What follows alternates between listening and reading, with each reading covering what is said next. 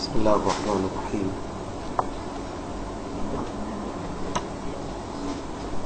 எல்லாம் வல்ல ஏக இறைவனின் திருப்பெயரால்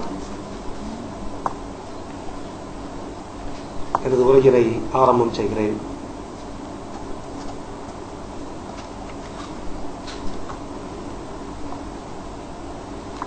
திரைத்துறை ஒரு சமூக பார்வை என்கிற தலைப்பில் பாப்புலர் ஃப்ரண்ட் ஆஃப் இந்தியாவின் ஏற்பாட்டில் நடைபெற்றுக் கொண்டிருக்கிற சிறப்பான இந்த கருத்தரங்க நிகழ்வில் இங்கே சிறப்பான முறையிலே தலைமை உரையை நிகழ்த்தி இந்த கருத்தரங்கத்தினுடைய நோக்கத்தை, இப்போது நடத்த வேண்டிய காலத்தினுடைய கட்டாயத்தை எல்லாம் நமக்கு முன்னால் மிக தெளிவான முறையிலே விளக்கி அமர்ந்திருக்கிற பாப்புலர் ஃப்ரண்ட் ஆஃப் இந்தியாவின் மாநில தலைவர் அன்பிற்குரிய சகோதரர் ஏஎஸ் இஸ்மாயில் அவர்களே, வரவேற்புரை நிகழ்த்தி அமர்ந்திருக்கிற பாப்புலர் ஃப்ரண்ட் ஆஃப் இந்தியாவின் மாநில துணைத் தலைவர் ஷேக் அன்சாரி அவர்களே, இந்த நிகழ்ச்சியினை தொகுத்து வழங்கிக் கொண்டிருக்கிற மாநில செயற்குழு உறுப்பினர் அகமது ஃபஹ்ருதீன் அவர்களே, சிறப்பான இந்த கருத்தரங்க நிகழ்ச்சியில் எனக்கு பின்னால் இங்கே தங்களது கருத்துக்களை பதிவு செய்யவிருக்கிற இயக்குனர் அமீர் அவர்களே, நடிகர் டத்தோ ராதாரவி அவர்களே,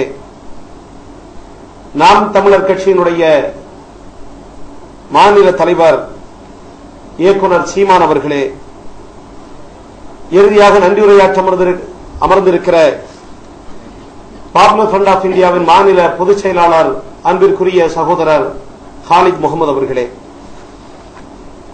சிறப்பாக நடைபெற்றுக் கொண்டிருக்கிற இந்த கருத்தரங்க நிகழ்ச்சியில் திரளாக இங்கே கலந்து கொண்டு சிறப்பித்துக் கொண்டிருக்கிற மரியாதைக்குரிய பெரியோர்களே, அன்பிற்குரிய சகோதரர்களே, தாய்மார்களே, நம் அனைவர்கள் மீதும் எல்லாம் வல்ல இறைவனின் சாந்தியும் சமாதானமும் என்றென்றும் நிலவட்டுமாக என்கிற வாழ்த்தோடு பிரார்த்தனையோடு எனது சிறிய உரையினை ஆரம்பம் செய்கிறேன்.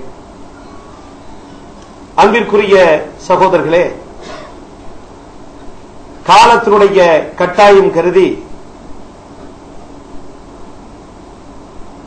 இந்த சிறப்பான ஒரு கருத்தரங்கத்தை,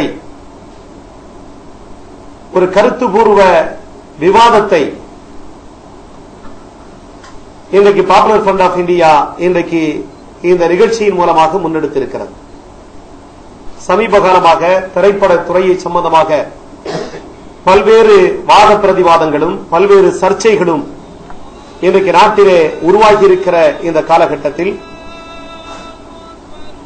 திரைத்துறை ஒரு சமூக பார்வை என்கிற ஒரு அழகான ஒரு தலைப்பில் ஒரு சிறிய அரங்கமாக இருந்தாலும் இங்கே வைக்கப்படுகிற கருத்துக்கள் கண்டிப்பாக தமிழகம் முழுவதும் பல்வேறு தரப்பினரையும் இந்த கருத்துக்கள் சென்றடையும் என்று நான் நம்புகிறேன்.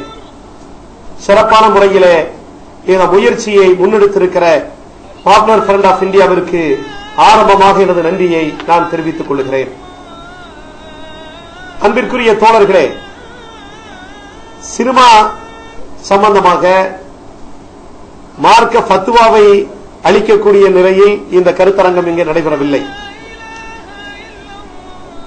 திரைத்துறையை பொறுத்தவரைக்கும் நாம் விரும்பினாலும் விரும்பாவிட்டாலும்,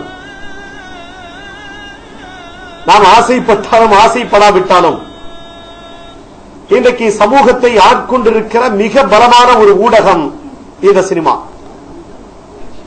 இந்த சினிமாவை இன்றைக்கு யாராலும் தவிர்க்க முடியாது என்கிற அளவிற்கு எல்லா தரப்பையும் இன்றைக்கு ஆட்கொண்டிருக்கிற ஒரு மிகப்பெரிய ஒரு சக்தி இன்றைக்கு சினிமா. இந்த சினிமா இன்றைக்கு சமூகத்தில் எப்படிப்பட்ட தாக்கங்களை உருவாக்கி இருக்கிறது, எப்படிப்பட்ட விளைவுகளை இன்றைக்கு சமூகத்தில் ஏற்படுத்தி இருக்கிறது, மிகப்பெரிய சக்தி வாய்ந்த ஊடகமான இந்த திரைத்துறை ஒரு சமூக பார்வையோடு அது விளங்க வேண்டும் என்கிற ஒரு அக்கறையோடு இந்த கருத்தரங்கம் இங்கே நடைபெற்றுக் கொண்டிருக்கிறது. அன்பிற்குரிய தோழர்களே, ஊடகங்களை பொறுத்தவரைக்கும் பிரிண்டட் மீடியா, பத்திரிகைகள் இருக்கிறது. இந்த பத்திரிகை ஏற்படுத்துகிற விளைவுகள் என்பது அது சினிமாவை போன்று அல்ல. படித்தவர்கள் பத்திரிகையை படிப்பார்கள், புத்தகங்களை படிப்பார்கள். அந்த கருத்துக்கள் படித்தவர்களை மாத்திரம் போய் சேரும். ஆனால் சீயிங் பிலீவிங் என்று சொல்வார்கள் ஆங்கிலத்திலே ஒரு பழமொழி. பார்ப்பதை மக்கள் நம்புவார்கள்.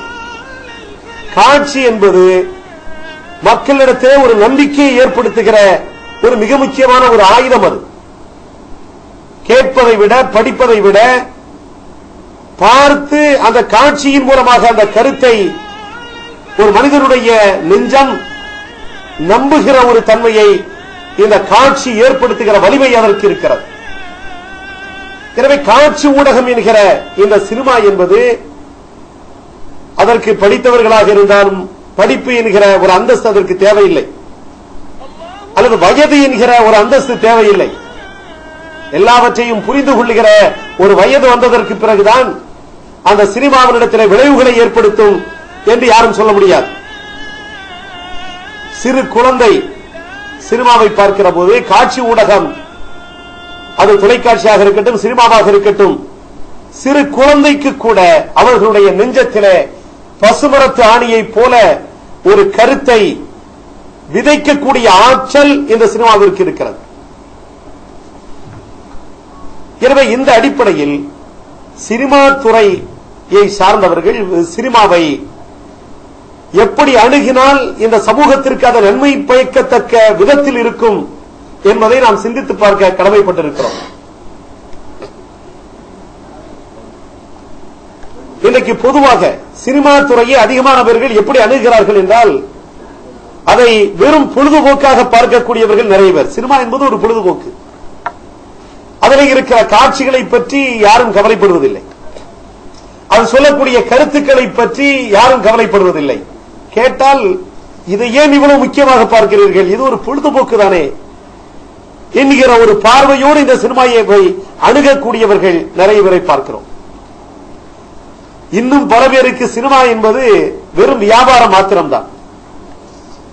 அங்கே இருக்கிற கருத்துக்கள் எப்படி வேண்டுமானாலும் இருக்கட்டும், சினிமா எத்தகைய விளைவுகளை ஏற்படுத்தினாலும் அதை பற்றி பிரச்சனை இல்லை.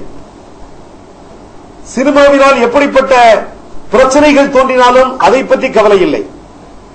எத்தனை கோடி ரூபாய் முதலீடு செய்திருக்கிறோம், அது லாபகரமாக நஷ்டமடைந்து விடக்கூடாது, அதிலே லாபம் சம்பாதிக்க வேண்டும் என்கிற பார்வை மாத்திரம் இன்னொரு சாராரிடத்திலே இன்றைக்கு நிறைந்து போய் இருக்கிறது. அதில் இருக்கிற கருத்துக்களை பற்றி பார்க்காமல் இத்தனை கோடி 100 கோடி ரூபாய் முதலீடு செய்யப்பட்டிருக்கிறது, இதில் நஷ்டம் ஏற்பட்டு விட்டால் சம்பந்தப்பட்ட நபர் என்ன ஆவார் என்பது மாத்திரம்தான் அங்கே பார்க்கப்படுகிறதை தவிர, அதை தாண்டி இந்த சினிமாவில் சொல்லப்படுகிற கருத்து ஒரு சமூகத்தில், ஒரு நாட்டில் எதிர்கால சந்ததிகளுக்கு மத்தியில் எப்படிப்பட்ட விளைவை ஏற்படுத்தும் என்பதை பற்றி கவலைப்படுவதற்கு நிறைய பேர் தயாராக இல்லை. அன்பிற்குரிய தோழர்களே, சினிமா என்பது மிக வலிமையான ஒரு ஆயுதம். இந்த ஆயுதம் இன்றைக்கு சமுதாயத்திடத்திலே, சமூகத்திடத்திலே மிகப்பெரிய மாற்றத்தை இது உருவாக்கி இருக்கிறது, மிகப்பெரிய தாக்கத்தை இது ஏற்படுத்தி இருக்கிறது, மிகப்பெரிய விளைவை இன்றைக்கு அது உருவாக்கி இருக்கிறது. என்னுடைய பார்வையில் இன்றைய சினிமாவை பொறுத்தவரைக்கும் உலகமயமாக்கலினுடைய ஒரு மிகப்பெரிய ஒரு பிரதிபலிப்பாக, ஒரு மிகப்பெரிய தாக்கத்தை இன்றைய சினிமா இன்றைக்கு உருவாக்கி கொண்டிருக்கிறது. மேலை நாட்டு நாகரிகத்தை, மேலை நாட்டு கலாச்சாரத்தை, மேலை நாட்டு பண்பாட்டை இன்றைக்கு தமிழகத்திலே இது உருவாக்கி கொண்டிருக்கிறது என்றுதான் நான் பார்க்கிறேன். தமிழகத்தினுடைய கலாச்சாரத்தை தமிழக சினிமா எந்த அளவிற்கு பிரதிபலித்திருக்கிறது, தமிழக மக்களுடைய கலாச்சாரத்தை எந்த அளவிற்கு இது பிரதிபலித்திருக்கிறது, தமிழர்களுடைய நாகரிகத்தை இது எந்த அளவிற்கு தமிழ் சினிமா பிரதிபலித்திருக்கிறது என்று ஒப்பிட்டு பார்த்தால், உலகமயமாக்கலுடைய ஒரு தாக்கம், நுகர்வு கலாச்சாரத்தினுடைய ஒரு தாக்கம் இன்றைக்கு சினிமா முழுவதும் நம்மால் பார்க்க முடிகிறது. எல்லாவற்றையும் வியாபாரமாக பார்க்கிற ஒரு மனோபாவம், அதனால் ஏற்படுகிற விளைவுகளை பற்றி யாருக்கும் கவலை இல்லை. எல்லாமே வியாபாரம், எல்லாமே நுகர்வு. ஒரு உலகமயமாக்கல் என்கிற ஒரு சந்தை ஒரு காலத்தில் இன்றைக்கு நாம் வாழ்ந்து கொண்டிருக்கிறோம். எனவே இது தவிர்க்க முடியாது என்று சொல்லுகிற ஒரு சாக்கு போக்குகள் இன்றைக்கு எல்லா தரப்பிடத்திலும் இன்றைக்கு இருக்கிறது. ஆனால் இன்றைக்கு பல்வேறு பிரச்சனைகளை பற்றி நாம் கவலைப்படுகிறோம். பாலியல் இன்றைக்கு நாடு முழுவதும் ஒரு மிகப்பெரிய இன்றைக்கு விவாதமாக இன்றைக்கு மாறி போயிருக்கிறது. பாலியல் பிரச்சனை எங்கு பார்த்தாலும் பாலியல் வன்முறைகள், பெண்களுக்கு எதிரான சமூக குற்றங்கள், பெண்களை வெறும் போகப் பொருளாக மாத்திரமே பார்க்குகிற ஒரு தவறான ஒரு கண்ணோட்டம் எந்த அளவிற்கு இது வரம்பு மீறி போய்விட்டது என்றால் சமூக சிந்தனையாளர்கள், சமூக ஆர்வலர்கள் எல்லோரும் கவலைப்படுகிற, வெக்கி தலைகுனிகிற ஒரு சூழலை நோக்கி இன்றைக்கு போய்க் கொண்டிருக்கிறது. பெற்ற தகப்பனே மகளை வன்புணர்ச்சிக்கு ஆளாக்குகிற ஒரு அவலம், சொந்த சகோதரனே சகோதரியை நெருங்கி இன்றைக்கு அதிகமாக பாலியல் வன்முறைக்கு இலக்காக்கப்படுகிற பெண்களை பற்றிய புள்ளி விவரங்கள் சொல்லி காட்டுகிற செய்தி, நெருங்கிய உறவினர்களால் தான் குழந்தை பருவத்திலேயே அதிகமாக பெண்கள் வன்புணர்ச்சிக்கு இலக்காக்கப்படுகிறார்கள், பாலியல் தொந்தரவுகளுக்கு ஆளாக்கப்படுகிறார்கள். குடும்பங்கள் எல்லாம் சீரழிந்து போகக்கூடிய ஒரு அவல நிலை. அன்பிற்குரிய தோழர்களே, இது போன்ற சூழ்நிலைக்கு, இது போன்ற விளைவுகளை, இது மாதிரியான சூழலை உருவாக்கியதிலே இப்படிப்பட்ட சமூக திரைப்படத்துறையினுடைய பங்கு மிக முக்கியமானது என்று நான் கருதுகிறேன். ஏனென்றால் ஒரு காலம் இருந்தது, ஒரு தாக்கம், ஆபாச காட்சிகளுக்கு துணை நடிகைகள் மாத்திரம்தான் வருவார்கள் என்கிற ஒரு நிலை. எனக்கு ஆபாசத்தை முன்னிறுத்தினால் மட்டும்தான் இன்றைக்கு திரைப்படம் போலியாகும் என்கிற மனோபாவம் இன்றைக்கு திரைப்பட துறையினிடத்திலே இன்றைக்கு உருவாகி போயிருக்கிறது. அன்பிற்குரிய தோழர்களே, நேரத்தினுடைய அருமை கருதி சுருக்கமாக நான் முடித்துக் கொள்கிறேன். ஒரு 2-3 நிமிடங்களில் முடித்துக் கொள்கிறேன். இன்றைக்கு ஈரானிய திரைப்படங்கள் இன்றைக்கு வெறும் ஆபாசம் மாத்திரம்தான் திரைப்படத்தில், அதை முதலாக வைத்துத்தான் வியாபாரம், திரைப்பட வியாபாரம் நடக்கும் அல்லது திரைப்படம் வெற்றி பெறும் என்கிற நிலை இன்றைக்கு இல்லை. இன்றைக்கு ஈரானிய திரைப்படங்களை பொறுத்த வரைக்கும் அந்த நாடு நாம் எல்லோரும் கேள்விப்பட்டிருப்போம், ஒரு இஸ்லாமிய அடிப்படையில் இஸ்லாத்தினுடைய ஒழுக்கங்களை மிக கடுமையாக பேணுகிற ஒரு நாடு. ஆனால் அந்த நாட்டில் ஆபாசம் இல்லாமல் எடுக்கப்படுகிற அந்த திரைப்படங்கள் உலகம் முழுவதும் உலக திரைப்பட கண்காட்சிகளில், திரைப்பட விழாக்களில் இன்றைக்கு உலகம் முழுவதும் மிகப்பெரிய விருதுகளை இன்றைக்கு அள்ளி குவித்துக் கொள்ளுகிற ஒரு திரைத்துறையாக இன்றைக்கு ஈரானிய திரைப்படத்துறை இன்றைக்கு மாறி போயிருக்கிறது. எனவே ஆபாசத்தை வைத்துத்தான் திரைப்படம் வெற்றி பெற வேண்டும் என்கிற நிலை இல்லை. எனவே திரைப்படத்துறை இடத்தில் ஒரு சமூக பார்வை ஏற்பட வேண்டும். இது போன்ற இந்த ஆபாசங்களும் பாலியல் வன்முறைகளும் தடுப்பதற்கான ஒரு விவாதங்கள் திரைப்படத்துறை இடத்திலே அது உருவாக வேண்டும். அதே போன்றுதான் எனக்கு முன்னால் பேசிய இஸ்மாயில் சாஹிப் சுட்டிக்காட்டிய பல்வேறு விஷயங்கள், அது விஸ்வரூபம் திரைப்படமாக இருக்கட்டும், துப்பாக்கியாக இருக்கட்டும், அல்லது தமிழகத்திலே ஏற்பட்டிருக்கிற பல்வேறு திரைப்படங்களாக இருக்கட்டும், முஸ்லீம்களுக்கு திரைப்படத்துறையை எதிர்க்கக்கூடிய எந்த அவசியமும் இல்லை. திரைப்படங்களை பற்றி சிந்திப்பதற்கோ வாதிப்பதற்கோ அல்லது அங்கே சென்று அவர்களோடு மோத வேண்டும் என்கிற எண்ணம் யாருக்கும் கிடையாது. ஆனால் இந்த நாட்டிலே இந்த சமுதாயம் அனுபவித்துக் கொண்டிருக்கிற பல்வேறு பிரச்சனைகள், சமூக பிரச்சனைகள், பல்வேறு நெருக்கடிகள், ஒவ்வொரு நாளும் ஒவ்வொரு முஸ்லீமும் அவருடைய நெஞ்சத்தில் நான் முஸ்லீம் என்கிற காரணத்தினால் நான் பாதிக்கப்படுகிறேன் என்கிற உணர்வு ஒவ்வொரு இடத்திலும் இருக்கிறது.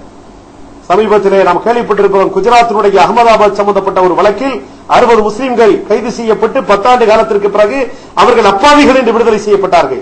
அந்த வழக்கை விசாரித்த 2 நீதிபதிகள், தத்து என்று சொல்லக்கூடிய ஒரு உச்சநீதிமன்றத்தினுடைய நீதிபதி, அதே போல பிரகாஷ் என்று சொல்லக்கூடிய 2 நீதிபதிகள், 2 பேரும் ஒரு கருத்தை சுட்டி காட்டுகிறார்கள்.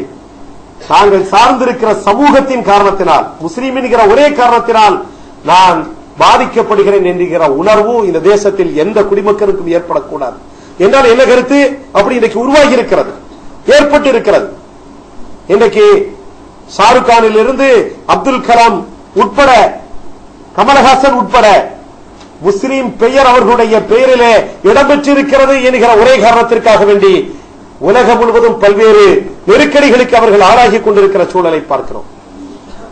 எனவே இது போன்ற விளைவுகளினால் தான், இந்த பிரச்சனைகளினால் தான் முஸ்லிம்கள் திரைப்படத்துறையை இன்றைக்கு ஒரு நமக்கு எதிராக திரைப்படங்கள் எடுக்கப்படுகிறது என்கிற ஆதங்கம், இந்த கருத்து மேலும் நாம் ஏற்கனவே அனுபவித்துக் கொண்டிருக்கிற பிரச்சனைகளை மேலும் இது கடுமையாக்கும் என்கிற ஒரு பயம், ஒரு அச்சம் இந்த சமூகத்திற்கு ஏற்பட்டிருக்கிற காரணத்தினால்தான் இன்றைக்கு திரைப்படத்துறை சம்பந்தமான பல்வேறு விவாதங்களில், பல்வேறு மோதல்களில், பல்வேறு போராட்டங்களில் இந்த சமுதாயம் இன்றைக்கு ஈடுபட்டுக் கொண்டிருக்கிறது. எனவே திரைப்படத்துறையிடத்தில் ஒரு சமூக பார்வை ஏற்பட வேண்டும் என்பதை குறிக்கோளாக வைத்துதான் இந்த சிறப்பான கருத்தரங்கம் இங்கே உருவாக்கப்பட்டிருக்கிறது. எனவே இந்த விவாதம், இந்த கருத்தியல் நாடு முழுவதும் திரைப்படத்துறையினுடைய எல்லா பகுதியிலும் சென்றடைய வேண்டும் என்கிற காரணத்தினால்தான் திரைப்படத்துறையில் பொறுப்புகளிலே இருக்கக்கூடியவர்கள் இங்கே வரவழைக்கப்பட்டிருக்கிறார்கள் என்று நான் கருதுகிறேன். நடிகர் சங்கத்தினுடைய செயலாளர், அதே போன்று பெப்சியினுடைய தலைவராக இருக்கக்கூடிய டைரக்டர் அமீர் அவர்கள் போன்ற பொறுப்பே இருக்கக்கூடியவர்கள் இங்கே அழைக்கப்பட்டிருக்கிறார்கள்.